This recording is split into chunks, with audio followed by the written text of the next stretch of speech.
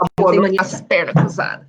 Estamos começando mais uma live, um Espectropapo aqui na minha página, Samuel Lacerda. Hoje estou com uma convidada especial, que é a Tatiana Takeda, que é advogada, mãe também, e nós vamos falar de assunto muito importante, que é o direito. Tatiana, seu currículo é muito extenso, você pode se apresentar, por favor? A gente faz um resuminho. Boa noite, gente, tudo bom? Eu sou a professora Tatiana Takeda, eu sou professora da PUC de Goiás, do curso de Direito, professora de algumas pós-graduações, da Comissão dos Direitos da Pessoa com Deficiência da OAB de Goiás, vice-presidente da Comissão de Inclusão Social e Defesa das Pessoas com Deficiência do Instituto Brasileiro de Direito de Família, aqui no estado de Goiás. Tenho algumas obras publicadas também e algumas especializações que são muito importantes para mim, né, hoje. Entre elas, o ensino estruturado para autista, o direito educacional, principalmente, e agora eu estou terminando também uma pós em direito da criança, adolescente e também em direito dos idosos. Muito bom. Meu nome é Luciano Lacerda, sou doutor em educação, pós-doutorando em educação especial pela UFSCar, e eu pesquiso autismo e inclusão. E a minha discussão, ela é uma discussão de políticas públicas, sempre muito ligada ao direito, né? Então, para mim, essa é uma oportunidade importante para fazer algumas discussões. Deixa eu dar uma boa noite aqui para a Bárbara, a Daniele, o Victor, o Tiago, o Paulo Quereghini, a Michele, a Renata Iuai, a Giovana Pelissara, a Maurim. Tudo bem, Maurim? Lília, Ana Cláudia, Simone, Lorena, o Núcleo de Apoio Familiar, o Tiago Moura e o Ivan Gutierrez. Então, a galera boa aqui já para a gente fazer esse debate. E aí já tem umas perguntas aqui, eu vou fazer essa pergunta aqui. Professor de apoio, essa pergunta é batata, né? É a principal. Já que você falou de direito educacional e já apareceu aqui, é uma pergunta do Tiago Moura. Como é que é a lei e a sua aplicação, Tatiana? Luciano, antes de falar um pouquinho sobre esse acompanhante de apoio escolar, eu vou explicar como é que eu entrei nessa, né? Principalmente nessa questão aí de estar lutando por esse acompanhante de apoio escolar. Quando o meu filho Theo Luiz, ele foi diagnosticado, eu acho que a primeira coisa que nós, mães, sentimos, né, é aquela vontade imensa de colocar o menino na escola para socializar, né? Naquela época eu achava que escola era para socializar. E aí eu procurei várias escolas, claro que eu recebi negativas quando eu disse que o Theo, né, ele era uma criança que estava dentro do espectro, mas, por fim, consegui colocar ele numa escola particular, pequenininha. Ele ficou lá um tempo e eu encontrei com um amigo meu e ele me falou assim, não, Tatiana, por que você não... Naquela época, né? Por que você não coloca ele na rede pública, no CEMEI? Porque lá ele vai ter o cuidador, naquela época a gente falava o cuidador, né? E aí eu pensei assim, não, é uma boa, vou tentar então na rede pública, né? Que eu vou ter esse cuidador para ficar com o Theo lá. Ok, consegui a vaga, né? Lá fomos nós para o CEMEI. Conseguimos a vaga, Theo Luiz com 1 ano e 8 meses, nessa altura do campeonato. E o tempo foi passando. E cadê o tal do cuidador? Perguntava para a diretora, né? Ué, mas o município não vai ceder um cuidador para ficar com ele? Afinal de contas, as meninas aí, elas não dão conta de olhar os demais meninos e olhar ele, porque ele é um perigo ambulante, né? As tragédias, elas procuram o Theo. Um degrau é uma tragédia, uma caneta é uma tragédia, porque ele não tinha coordenação motora. Tudo para ele era tudo muito perigoso. E deu um mês e nada. E eu perguntava para a diretora, mas e como é que a gente vai fazer com relação a esse professor de apoio, né? E ela, Tatiana, eu pedi o professor de apoio já para a Secretaria Municipal, mas eles ainda não mandaram. Aí eu cansei, né? E fui até o Ministério Público do Estado de Goiás. Lá no Ministério Público do Estado de Goiás, eu fui recebida pela promotora responsável pelo Centro de Apoio à Educação, aqui no estado, e ela se colocou prontamente para me ajudar, e a gente marcou uma reunião com a secretária do município de Goiânia, naquela época. Marcamos a reunião, chegou o dia da reunião, a secretária não foi, né, mas mandou 2 assessoras. E nesse dia, as assessoras talvez tenham confundido, né, o porquê delas estarem ali.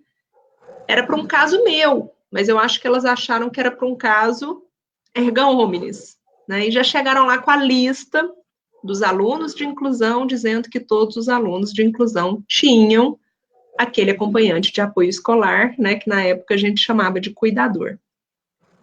E eu falei para elas, olha, eu não estou aqui para fiscalizar vocês, eu estou aqui para dizer que o meu filho não tem, eu estou pedindo já tem mais de um mês. E assim começou a nossa saga. Por quê? Na outra semana, o tal do cuidador chegou. Uma senhora, uma gracinha. Coração, amor, uma gracinha. Mas ela não tinha capacitação nenhuma. Eu perguntei para ela se ela já tinha cuidado de uma criança autista. A impressão que eu tinha é que ela nem sabia o que era autismo. E aí a gente foi no amor, um tempo.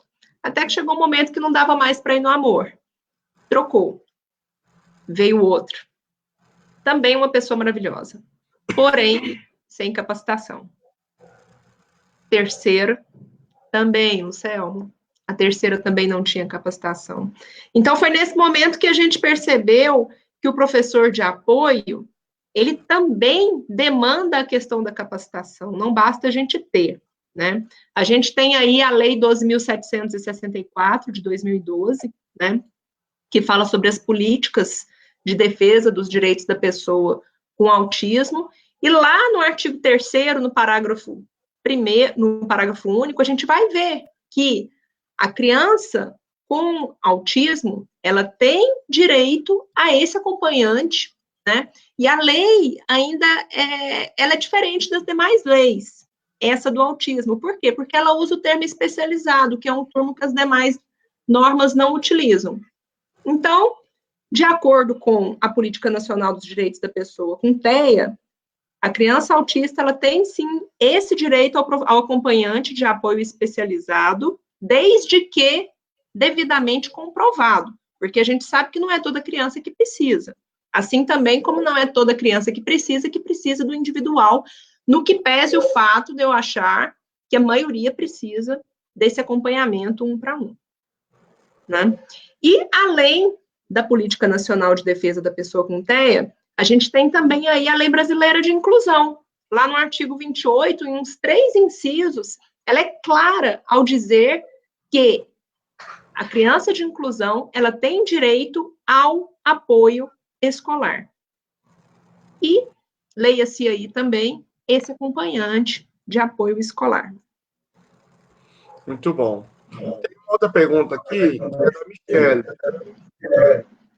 Eu acho que você está com uma aba aberta aí, falando? Oi? Você está com alguma aba aí aberta falando, começando a nossa live, não? Tô. Você quer que eu desligue? Que eu fecho? Não, não precisa, só tirar o som dela. Tá dando retorno. Eu vou fechar aqui, que aí não tem erro. Tá. A Michelle está dizendo o seguinte, ó. Boa noite. Passei uma situação onde meu filho foi convidado a mudar de escola porque solicitei o AT, informei a escola que meu filho com autismo havia iniciado a intervenção ABA. E, de acordo com a diretora, informou que meu filho deveria mudar de escola porque a terapia ABA era oposta à metodologia da escola. O que você me diz, Tatiana? É complicado, né? Primeiramente, Selma, a gente tem que deixar claro aí que o pessoal faz muita confusão entre o acompanhante de apoio escolar e o acompanhante terapêutico, né? Gente, é importante que se saiba o seguinte, o acompanhante de apoio escolar é aquele profissional que eu prefiro chamar de professor, né? Que serve de ponte entre aquele aluno de inclusão e o professor regente. Lembrando aí que quem é responsável pelo aprendizado do aluno em sala de aula é o professor regente. Esse acompanhante de apoio escolar, ele vai o quê? ele vai ser o apoio, né? E quem tem a responsabilidade de ceder esse profissional é a escola. Se a escola é pública, é o poder público. Lembrando que agora a gente falou o quê? Que não é todo aluno que demanda esse apoio, né? Embora a gente ache aí que a grande maioria demande sim, tá? O acompanhante terapêutico, alguns chamam de atendente terapêutico, Lucelma, eu não sei qual que é o termo que você usa, né? Geralmente é um profissional supervisionado pelo psicólogo, geralmente um analista do comportamento, né? E esse acompanhante terapêutico não é a escola que arca com o ônus. Quem paga o acompanhante terapêutico são os pais, tá bom? Ou o plano de saúde, caso a família tenha aí judicializado e tenha conseguido, né, esse acompanhante terapêutico. Por que judicializado? Porque eu não tenho visto os planos de saúde ceder, né, fazer a cobertura desse tratamento de ofício, sem judicialização. Então, a gente se esbarra num probleminha, né? Como o acompanhante terapêutico, ele é contratado pela família, quem paga ele é a família, não é a escola. E tem muita escola aí que tá o quê? Se negando a deixar o acompanhante terapêutico participar das aulas, entrar, fazer observação, porque assim, a gente vai ter acompanhante terapêutico que fica na escola com a criança ou com o adolescente, a gente vai ter acompanhante terapêutico que só vai lá uma ou duas vezes na semana e faz observação, isso vai variar de acordo com o tratamento daquele determinado aluno de inclusão, né? E aí, o que faz, hein? Quando a escola não deixa? Eu não vejo outra forma, né? Tentado, obviamente, primeiro administrativamente com a escola, demonstrando a necessidade do acompanhamento terapêutico dessa criança, desse adolescente. Se não conseguiu, a gente pode estar, sim, judicializando para ver se a gente consegue inserir esse acompanhante terapêutico lá dentro da escola. Perfeito. Vou te falar, você perguntou como é que eu chamo? Eu vou te falar não que... estou ouvindo. Você não está me ouvindo? Taquida. Falar no Instagram, eu vou falar no Zap com Tá ela. bem ruim, Lucelmo. Ô, Tatiana, você não está me ouvindo lá no Face? Eu vou falar por aqui. Eu vou te dar um toque aqui. Eu não estou ouvindo.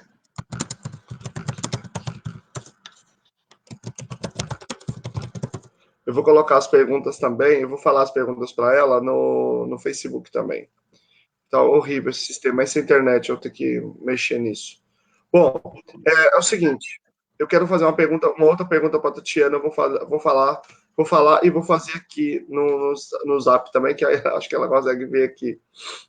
A minha pergunta é a seguinte. Eu não estou ouvindo. Vai no Zap, mulher. Ela não tá... Estamos com um pequeno probleminha aqui de... Vou dar um F5 aqui então, peraí.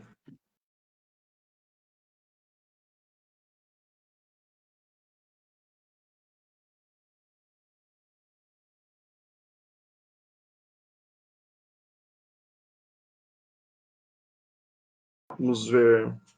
Olha lá, agora tá me vendo, Tatiana? Ok. Tá, eu dei o F5 aqui, acho que a gente continua.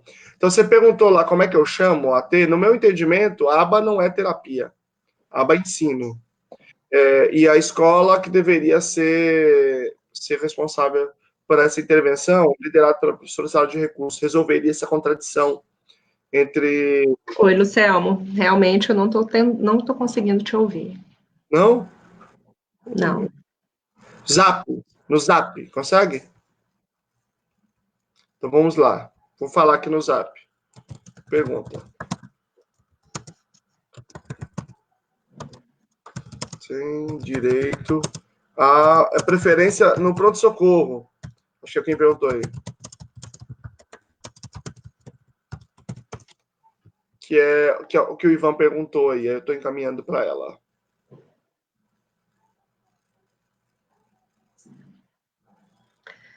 Então, chegou aqui uma perguntinha aqui para mim sobre autista tem direito à preferência no pronto-socorro? Deveria ter, né, gente? Mas, de acordo com a Lei Brasileira de Inclusão, o que a gente tem aí é um direito, sim, ao atendimento prioritário, mas que fica condicionado aos protocolos de atendimentos daquele determinado hospital, tá? Daquela determinada clínica, tá? Eu posso conferir para vocês, se eu não me engano, está lá no artigo 20, tá bom? Tá. Vamos lá. Tem uma. Eu vou colocar a pergunta da Tatiane Diniz aqui sobre reprovação.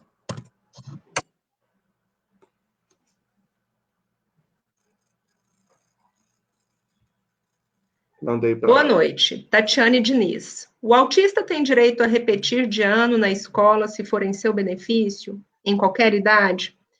Então, Tatiane, o que a gente não tem nenhuma norma federal que disponha sobre isso. O que a gente tem é uma recomendação de 2011 do MEC que diz que pode sim ou pode reter do primeiro ao terceiro ano, né? Que eu me recorde é só isso. Agora, norma mesmo, nós não temos. Beleza, deixa eu pegar outra pergunta aqui, peraí. Várias pessoas perguntaram. A partir de que idade tem direito a acompanhante?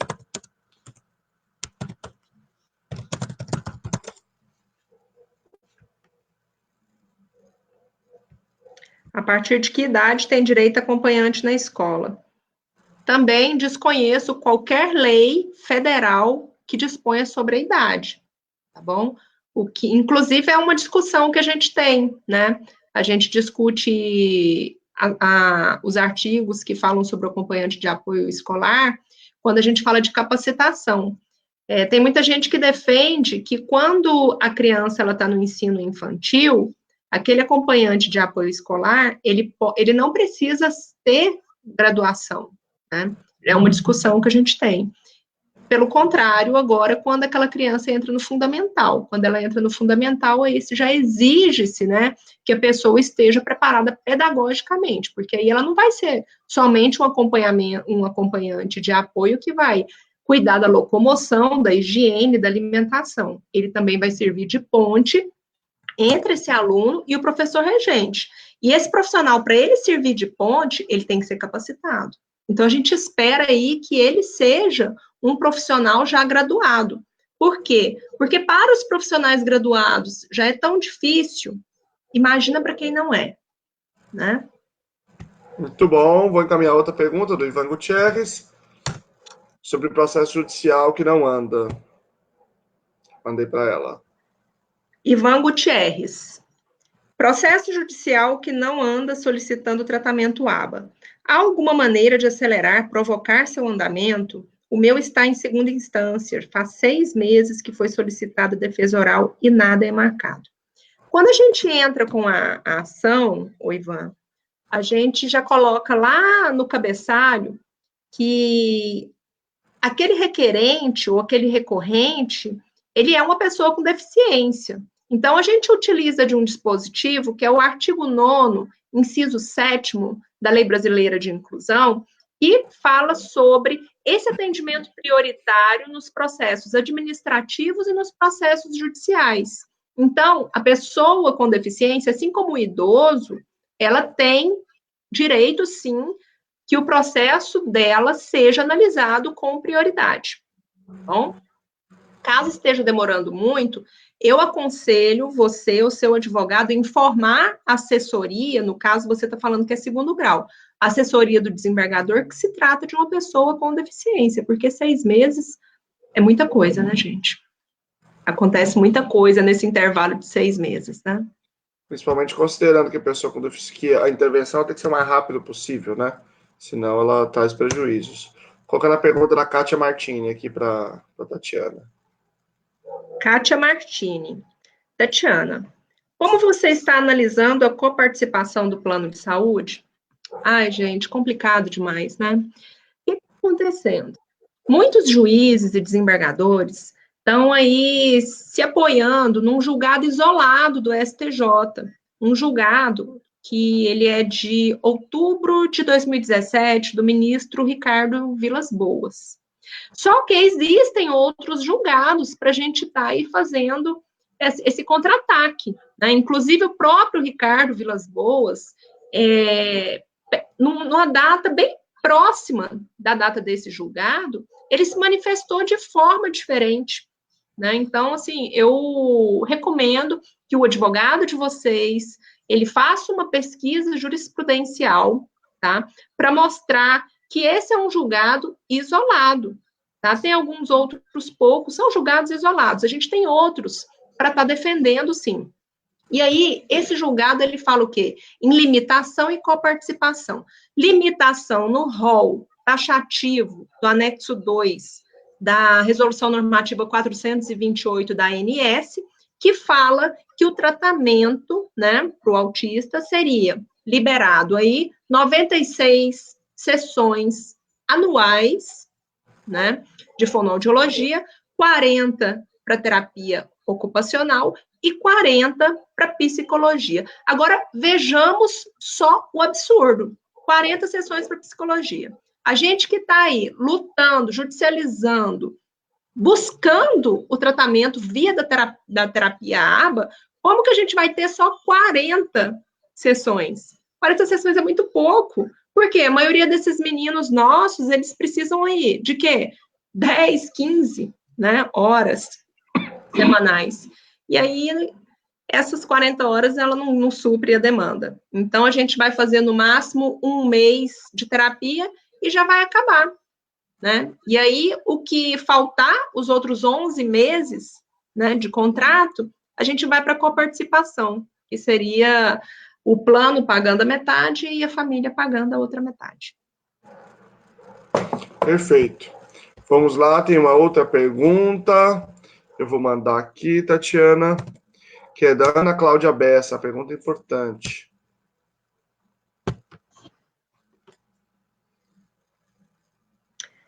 Ana Cláudia Bessa dos Santos. A criança que não consegue dizer como foi na escola deixa a família muito angustiada. Temos direito para como solicitar à escola filmagens ou alguma outra forma de sabermos o que acontece na escola? Ana Cláudia, é complicado isso, né? Mas eu não vejo, tá? Como? Eu não conheço nenhum dispositivo jurídico que possa estar apoiando um pedido dessa natureza. Existem as escolas, né, que per si já fazem isso, né? Tem escolas que já têm a câmara, os pais entram, olham, mas geralmente são escolas de ensino infantil, né? Quando a gente vai para o fundamental, a gente já não vê. Pode ser que tenha, eu desconheço escolas do ensino fundamental que filmem e deixem lá disponível na internet da escola full time, desconheço. Agora, um dispositivo jurídico para amparar, eu não conheço. E eu comungo da sua preocupação, né? Meu filho autista, ele não conversa. Então, quando aparece um roxinho em algum lugar do corpinho dele, às vezes até foi aqui em casa, mas a gente logo pensa, será que foi na rua? Será que foi na escola? Será que ele caiu? Será que algum colega chutou? A gente vive naquela insegurança, com aquele coração apertado, né? Mas, infelizmente, eu não consigo ver algum embasamento jurídico para isso. Pessoal, eu peço desculpa por não conseguir fazer todas as perguntas por causa do horário, tá? É pouco tempo, tem muitas perguntas, mas a maioria das perguntas já está em outras perguntas, em outras respostas, né? Márcia Moreira Machado. Qual a medida para conseguir que o plano de saúde custeie a terapia ABA? É necessário a negativa do plano? Tutela de urgência? Márcia, primeiramente, os planos, eles são muito bem organizados, né? Eles não costumam dar negativa, não. Então, você vai lá, você, primeiramente, administrativamente, você vai requerer a cobertura do tratamento, né? Vai levar o laudo com a CID, os documentos, né? Vai requerer. Aí, em regra, o que eles vão fazer? Eles vão dizer o seguinte, olha, a gente tem os profissionais que a gente cede esses profissionais que dão esse tratamento, seja eles psicólogos, fonos, terapeutas ocupacionais, etc. E aí já emitem algumas guias já para você agendar e tratar com os profissionais ali daquele plano. Então, existe essa possibilidade. Já existe o outro plano que já diz não tenho e também não cubro. Né? Existem essas possibilidades. O que você vai fazer? Você ou seu advogado, né, vai fazer a notificação extrajudicial do plano, via cartório, tá? Então, vai fazer uma petiçãozinha, notificação, vai explicar como é que foi a via crucis para você conseguir administrativamente, vai colocar um embasamento legal e vai requerer essa cobertura via dessa notificação extrajudicial. E pedir a resposta. Você pode colocar lá, dar um prazo de 48 horas, né? Para o plano fazer essa cobertura. Aí vai acontecer duas possibilidades. O plano responde com a contra-notificação, ou o plano não responde. Aí ele deixa transcorrer em habeas aquele prazo de 48 horas. Ambas as situações, a meu ver, geram aí uma negativa. E com essa negativa, você já entra com a ação judicial. Tutela de urgência? Sim, tutela de urgência. Por quê? Porque a tutela de urgência, ela traz os resultados já para o início do processo. Então, em caráter liminar, né, você pede para que o juiz, ele conceda essa tutela no sentido de você já poder ter essa cobertura, no sentido de que o plano já faça a cobertura do seu tratamento, tá? Você não precisa esperar até a sentença. Aí vai surgir as possibilidades. O juiz, em caráter liminar, né? Ele pode, sim, concordar e determinar que o plano cubra aquelas sessões ilimitadamente. Pode acontecer do juiz concordar e dizer que o plano deve cobrir aquelas sessões, só que com o pessoal credenciado dele.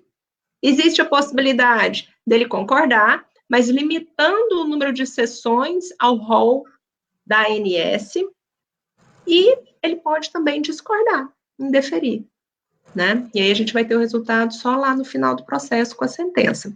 Vai demorar? Demora, por isso que a gente tem que fazer uma peça muito bem feita, com pedidos muito bem embasados, para a gente conseguir essa liminar. Caso aconteça do juiz limitar ou do juiz dizer que tem que ser somente com os credenciados deles, e a gente já saber que aqueles profissionais do determinado plano de saúde não possuem a capacitação que a gente precisa no tratamento da criança autista, por exemplo, terapia ABA, a gente pode agravar. Aí você agrava para o 2º grau para tentar reformar aquela decisão liminar. Muito bom. Vocês estão ouvindo um barulho aqui, pessoal? Não é nem um cachorro morrendo, não. Eu que estou doente. Estava com febre, estou tossindo. E por isso que eu estou de moletom. Estou aqui também com frio, os homens mais esculhambados, né? Última pergunta aqui para... Olha, Lucelmo, eu não estou te escutando, não. Mas eu acho que foi o seu moletom que deu azar. Possivelmente. Olha lá, mandei a pergunta. Usado. BPC. Ok. Benefício de prestação continuada, gente. Quando a gente fala de LOAS, né, geralmente o pessoal conhece o BPC por LOAS. LOAS quer dizer Lei Orgânica da Assistência Social. O BPC, ele está lá no artigo 203 da Constituição e ele foi regulamentado pela Lei Orgânica da Assistência Social. E lá no artigo 20 da lei orgânica, a gente tem alguns requisitos para essa pessoa ter acesso ao benefício de prestação continuada, que é equivalente a um salário mínimo, né? Então, é aí que vem o problema, porque lá tem o tal do requisito da miserabilidade. E esse requisito, gente, ele é muito complicado, porque ele diz que a renda per capita da família tem que ser de 1/4 do salário mínimo. Então, por exemplo, digamos que a família tem 4 componentes: o pai, a mãe, 2 filhos, sendo um autista. Isso quer dizer que a renda dessa família não pode exceder R$ 998.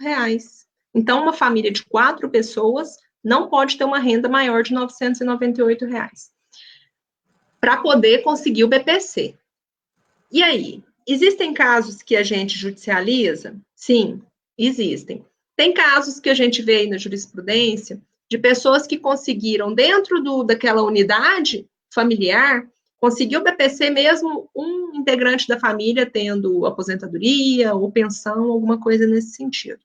Mas existem casos esdrúxulos de juízes que negam o benefício de prestação continuada, por exemplo, porque a pessoa tem uma televisão de LCD em casa, ou porque a pessoa tem uma máquina de lavar igual a dela. Você acredita que já teve juíza que falou isso? Não, ela tem uma máquina de lavar igual a minha, né?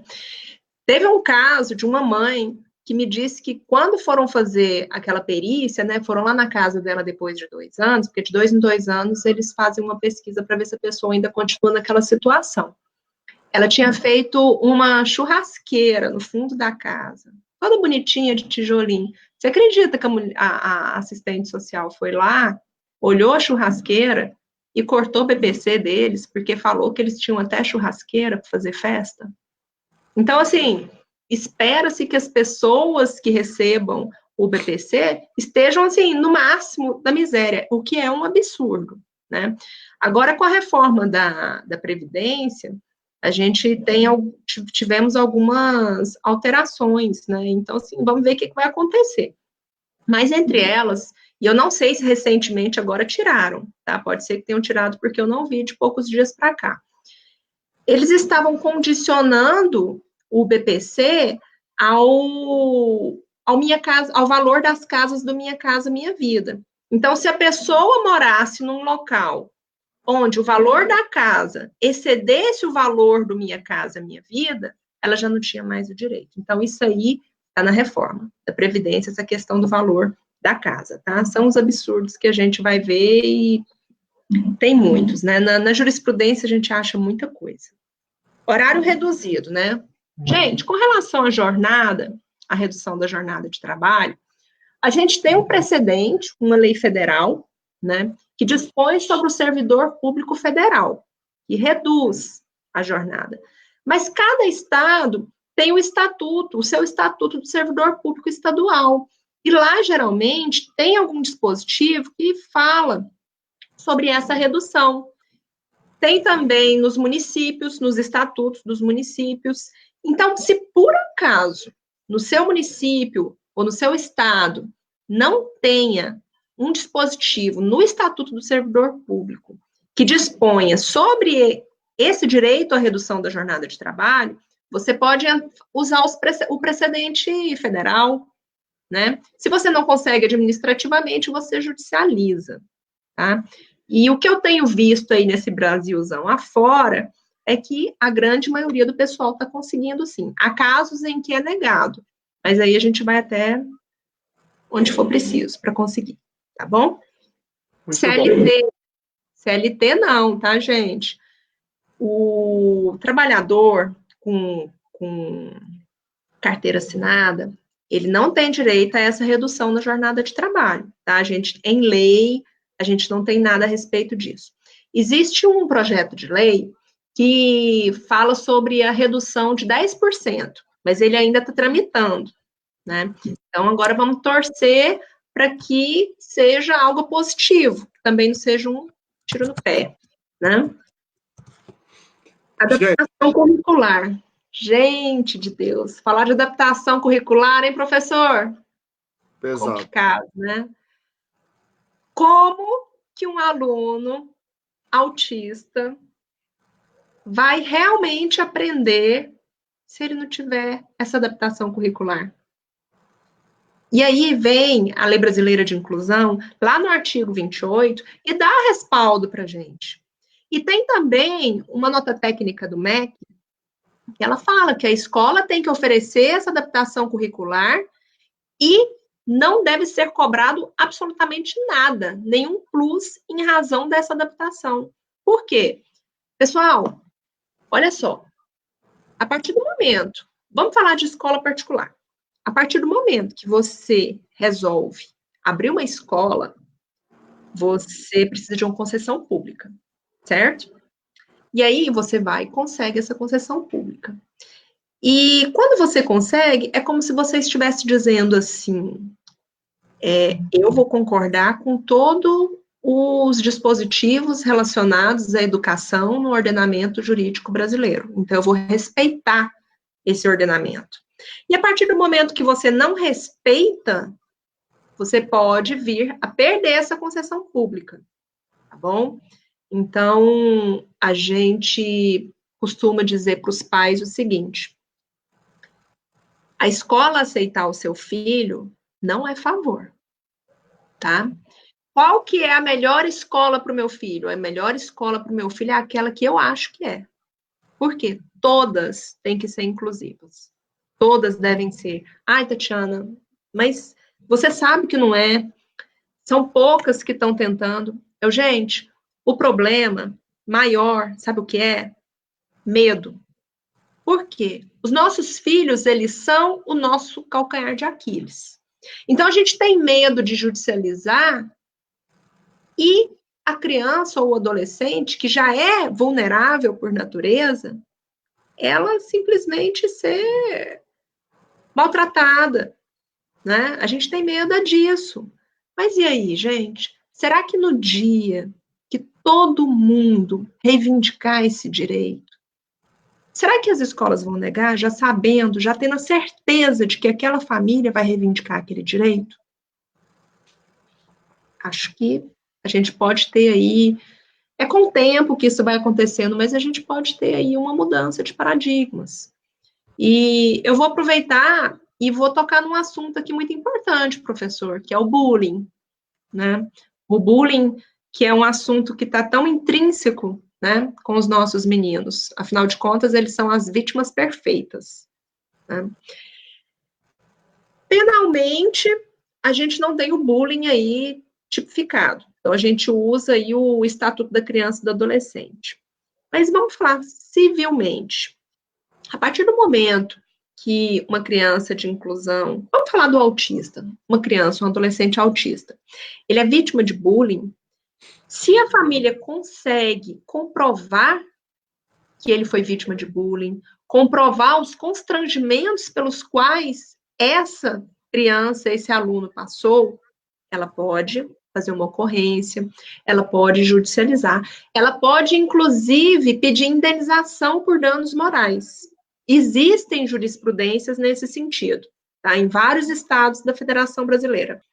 Ah, Tatiana, mas eu não quero ganhar dinheiro de fulano, eu não estou interessada nisso. Gente, a questão da indenização, ela não é meramente, eu vou conseguir o dinheiro da outra parte para me ver menos prejudicada. Não, isso aí, gente, é uma questão pedagógica. Para mim, indenização, judicialização é uma questão pedagógica. Por quê? O pai daquele menino que faz bullying, o menino recebe uma advertência. Ai, meu filho, não faz isso, não. O menino recebe uma outra advertência, porque estava fazendo bullying com o coleguinha. Meu filho, não faz isso, não. Que feio, tal. O dia que ele tem que pagar 15, 20, 30 mil, resultante de uma ação judicial, porque o filho dele praticou bullying, ele vai ser mais pesado com o filho dele. E talvez aí esse filho não vai praticar mais bullying. Tá bom? Deixa eu ver aqui se tem mais algum assunto para a gente falar. O professor está mandando aqui pelo WhatsApp para mim. Estamos atrás. Já vai pedir já, Lucelmo? Pessoal, muito obrigado a todos. Desculpa os problemas técnicos aí. Tatiana, muito obrigado mesmo por ter aceito o convite. E vou dar um tchauzinho pro pessoal aqui. Gente, muito obrigada, foi um prazer. Eu sei que foi aqui meio complicado, mas da próxima vez a gente melhora essa questão aí, né, da parafernália, né, professor? Mas foi um prazer estar com vocês. Professor Lucelmo, muito obrigado pelo convite. E, pessoal, A inclusão é um caminho sem volta. O importante é a gente buscar e a gente não desistir. Não é fácil, tem muito obstáculo, é difícil. Eu passo por isso todos os dias também. Mas o que a gente não pode deixar é que as frustrações tomem conta da gente. Lembrando que eles precisam da gente. Se não for a gente, quem vai ser? Né? Um grande abraço, pessoal. Boa noite. Pessoal da pós, daqui a pouquinho, 10 minutinhos lá no grupo da pós. Tchau.